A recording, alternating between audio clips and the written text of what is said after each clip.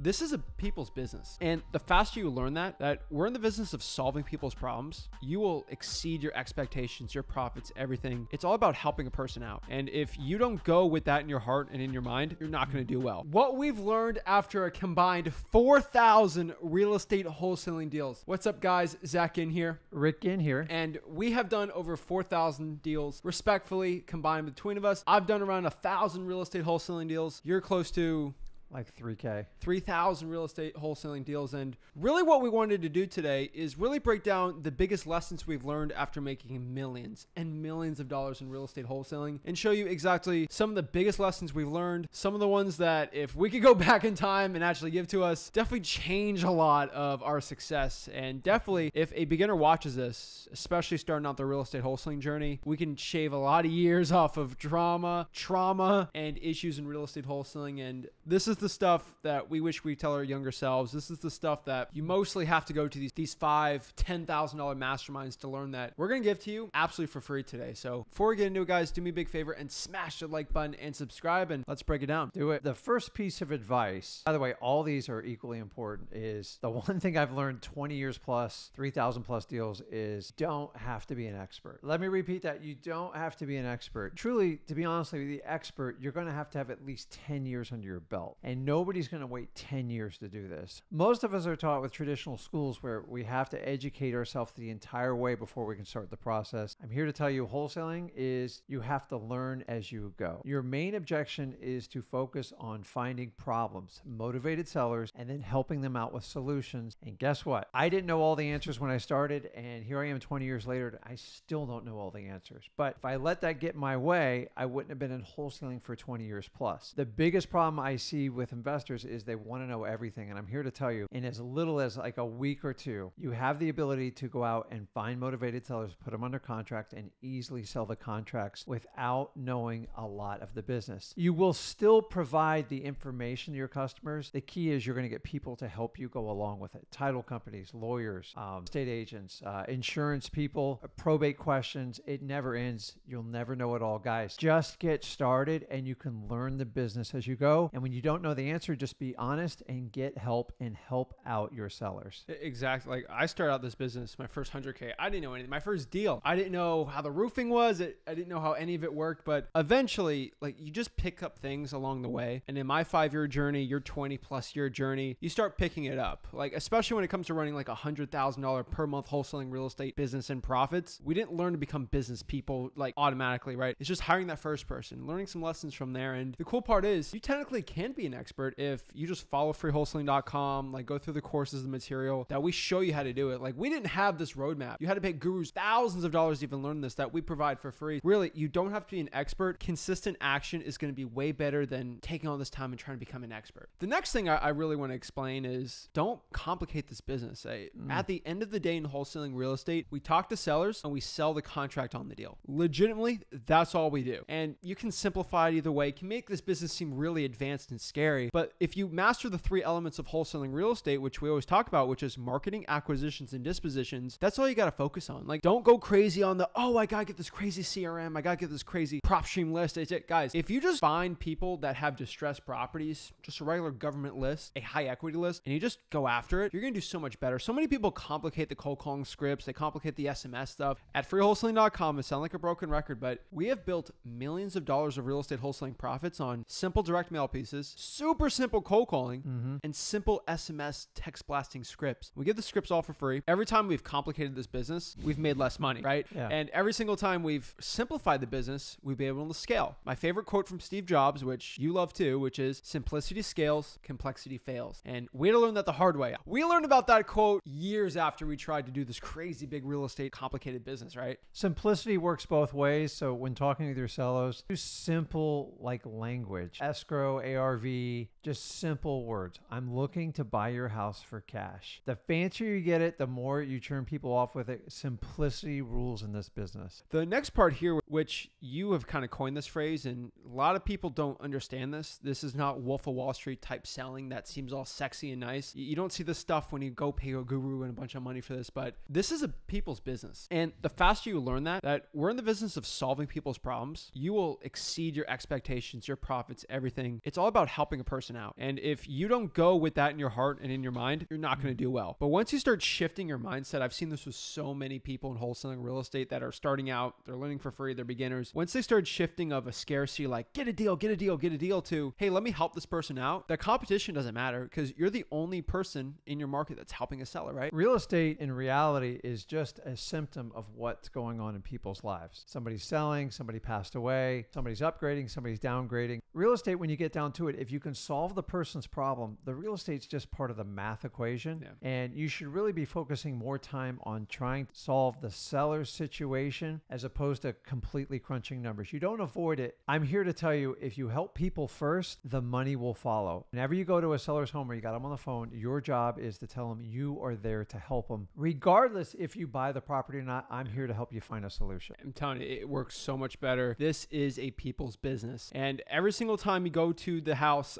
this is probably the worst thing I've seen with competition is we've gone to the same deals with the competition there. Like the seller invites two people, which is a different can of worms. But the reason why we always get a deal if like a regular wholesaler goes to the house is guess what happens when we both go? The competition brings out his ruler, his abacus, his subtraction, his calculator, contracts, like, paperwork. He makes it seem like he's got to calculate the deal and the ratio. And then I just have a conversation with the seller. I don't even look at the house and I'll get it locked up because it's a people's business. It's not a real estate business. Everyone wants to seem like they work for their own hedge fund. Oh, I talked to my financing department. Guys, you're dealing with a regular Joe. And so many people complicate it. You know, when I go to a seller, and I used to go to the appointments in our sales team, we just have like a regular collared shirt or just like a regular shirt. Like we don't have business suit and pull up in a Mercedes. We want to relate to a person, and that's how we have the success. Honestly, like if we can cram 4,000 deals into a simple formula, you know, they talk about in science, the theory of everything, right? They're trying to figure it out. You know, Einstein has E equals MC squared. Our simple scientific formula for wholesaling real estate is literally 4 things, right? If you can combine action with consistency, with confidence and rapport, that's all you need. That is the recipe for success in wholesaling real estate. Let me repeat this again. Action. Just going out here and taking action. You doing that analysis paralysis. Oh, what should I do? Action. Mm-hmm. You add consistency on top of that. You consistently take action. You consistently market. You take the action to follow up. You consistently follow up. Always consistently follow up with your cash buyers. Consistently market. You add confidence when talking to your cash buyers and your sellers. You have confidence when you're talking to your team when you're scaling up your business. And then last is rapport. You need rapport when it comes to every facet of wholesaling. Your marketing side, obviously, you need that. Acquisition is probably the most important. And there is a rapport element with your cash buyers, right? Especially during weird times in real estate when markets go up, down, sideways. Rapport is going to be the key to success. And if we can just condense it all into that, that's what it takes, right? Yeah, and you can't skip any one of those pieces we just talked about. If you don't take action, the rest of it don't work. Is there a coaching program that will let you not do one and then you can do the other one? Like everyone likes to do like a simple solution, like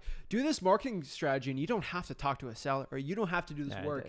It doesn't exist. The truth is, I've been doing this 20 years. You skip any one of these things, you might have some successes, but eventually you will have huge gaps and it will drive you out of the business. You have to be extremely disciplined in how you take these actions. And I've never had really good deals happen or a business and wholesaling happen without all those elements combined. Hands down. And this brings us back to the other thing here. It's always do the right thing.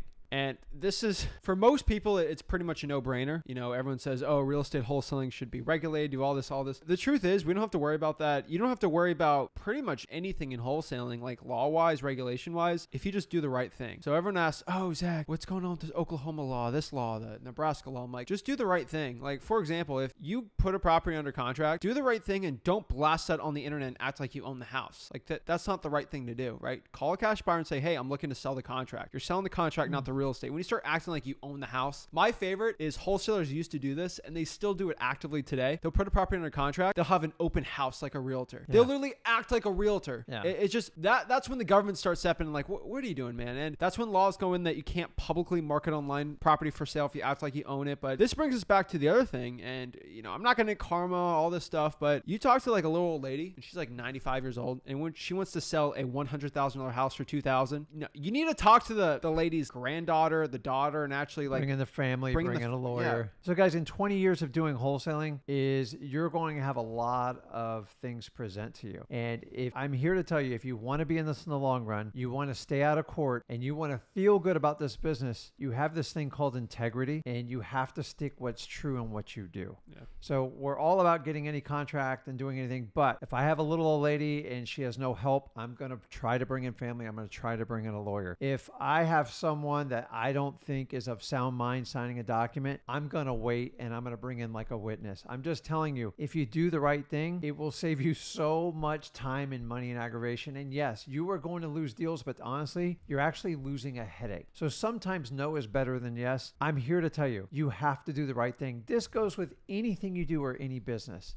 Do the right thing and you'll be in this business as long as you want. I've lost, quote unquote, so many deals, but in this fact, like every single time I talk to a seller, I always tell them, hey, you could probably get more money listing this on the market. And a lot of wholesalers are scared to say that because they truly believe that if they know that, they're just going to run away. I don't want that seller. That's the honest truth. And I've had some sellers go to the appointment and say, you could probably get more with the realtor. Like, okay, well, I probably will go with the realtor. And hey, that's fine. That seller was never going to go with me because they always had that realtor in the mindset. They just want to waste your time. And sometimes I just refer them to a realtor and I get a pretty good kickback on the commission there and it works really well. Or quote unquote, a marketing fee. Just do the right thing. Always be in the seller's best interest. You might not win every single deal, but you'll make more money doing the right thing. You might think like you're making less money, but you're making more money because when you have 5 other wholesalers on one deal and the seller can sniff out the fakeness, the non-legitimateness, the car salesman type thing, and you're the only one who's actually actively just trying to help the seller sell the house no matter what, you will win. And that's how we get these $60,000, $70,000, $80,000 deals when other wholesalers offer, they're going to make 40, but we make 80 because the seller trusts us the most because we're here in their best interest. We disclose everything and that helps us out. And that's the way wholesaling real estate should be. And we make it easy for them. Then we focus on them. Remember, your sellers have to come first. Let me move on to the next one, which is kind of a pet peeve of mine. Doing this 20 years, I can tell you this, you can't force deal. Yeah. I'm not talking about chasing down people who ghost you or anything like that. Sometimes the numbers just don't work and the motivation's not there. And I see too many newer wholesalers just putting everything they can into it. I've made this mistake early in my career. I'm here to tell you, you can get the seller you can coax them into a contract, but if you push them into it and they're not comfortable, they're not going to show up to the closing table and you waste a lot of time and energy and you wind up working for free. The other side of that coin is, say you get a contract, it's not the right price, and then you spend 3 days trying to crunch the comp numbers. Yeah. And in theory, now you become a realtor. You can't force comps. Comps are in a range. They're never going to be perfect. You can look at it 100 times. It's going to be the same time as you looked at it the first time. You cannot force a comp to fit your deal. Guys, I'm here to tell you 20 years, if a deal doesn't work, the motivation's not there, the numbers don't align, the comps are telling you it's too tight, put them in your follow-up and move on. It will save you so much time and money and you'll learn from it. If you force that deal, you'll wind up working for free or at worst, lose money. I'm here to tell you, do not force deals. It does not work that way in wholesaling. I agree 100%. Like, don't force your deals. That brings us back to doing the right thing. And I think the last part I really want to break down to everyone.